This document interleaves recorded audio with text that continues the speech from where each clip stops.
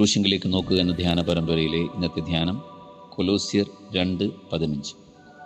വാഴ്ചകളെയും അധികാരങ്ങളെയും ആയുധവർഗം വെപ്പിച്ച് ക്രൂശിൽ അവരുടെ മേൽ ജയോത്സവം കൊണ്ടാടി അവരെ പരസ്യമായ കാഴ്ചയാക്കി. കർത്താവായ യേശുക്രിസ്തുവിൻ്റെ ക്രൂശ് വിവിധ തലങ്ങൾ ഉള്ളതാണ്. അധികാരത്തിൻ്റെയും വാഴ്ചയുടെയും സ്വഭാവം എപ്പോഴും ശക്തി തെളിയിക്കുന്നതാണ്. ആയുധം ഉപയോഗിക്കുന്നതാണ്. അക്രമം ഉപയോഗിക്കുന്നതാണ്. വാഴ്ചകളും അധികാരങ്ങളും നിരന്തരം ആവർത്തിക്കണമെന്നാണ് ആഗ്രഹിക്കുന്നത്.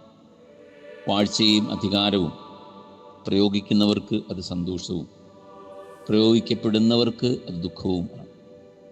അതുകൊണ്ട് തന്നെ സകല അധികാരങ്ങളെയും വാഴ്ചകളെയും ക്രിസ്തു ശ്രദ്ധാപൂർവം നിരീക്ഷിക്കുകയും സ്നേഹത്തിൻ്റെ അധികാരത്തെ, താഴ്മയുടെ അധികാരത്തെ, വിനയത്തിൻ്റെ അധികാരത്തെ, വിവേകത്തിൻ്റെ അധികാരത്തെ, അതിലൂടെ നിത്യതയുടെ അധികാരത്തെ സ്വീകരിക്കുകയും താൽക്കാലികമായ അധികാരങ്ങളെ ഇല്ലായ്മ ചെയ്യുകയും ചെയ്തു.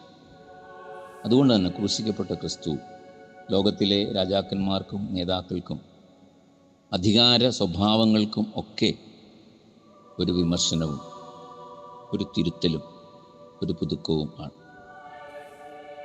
ക്രിസ്തുവിനെ നാം ആഴത്തിൽ ക്രൂശിൽ ശ്രദ്ധിക്കുമ്പോൾ ചട്ടങ്ങളും ക്രമങ്ങളും അധികാരങ്ങളും കൊണ്ട് മനുഷ്യജീവിതത്തെ കലുഷിതമാക്കിയ ഏവരോടും ക്രിസ്തു കലഹിക്കുകയാണ് കുരിശിൽ.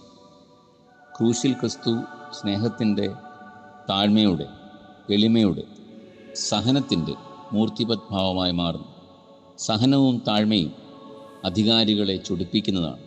സഹനവും താഴ്മയും വാഴ്ചകളെ വെല്ലുവിളിക്കുന്നതാണ്.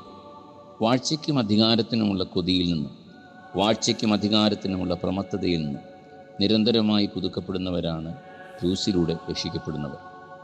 ആയതുകൊണ്ട് പുതിയ ഒരു ഭാഷ ക്രൂശ് തരുന്നു, പുതിയൊരു സ്നേഹവും ധൈര്യവും ക്രൂശ് തരുന്നു. ആ ക്രൂശിങ്കിലേക്കുള്ള നോട്ടം, ആ ക്രൂശിങ്കിലേക്കുള്ള നമ്മുടെ കാഴ്ചപ്പാട് നമ്മെ പുതുക്കുകയും ശക്തീകരിക്കുകയും വാഴ്ചകളിൽ നിന്നും അധികാരങ്ങളിൽ നിന്നും നിരന്തരം പുതുക്കപ്പെടാനും അധികാരങ്ങളെയും വാഴ്ചകളെയും വിനയപൂർവ്വം മാത്രം സ്വീകരിപ്പാനും ഉപയോഗിപ്പാനും അവ ആത്യന്തികമല്ല എന്ന തിരിച്ചറിവോടുകൂടെ എപ്പോഴും സഹാനുഭൂതിയിലും ശുശ്രൂഷ മനോഭാവത്തിലും ആയിരിക്കാനും ക്രിസ്തു നമ്മെ വെല്ലുവിളിക്കുന്നു. ആമേൻ.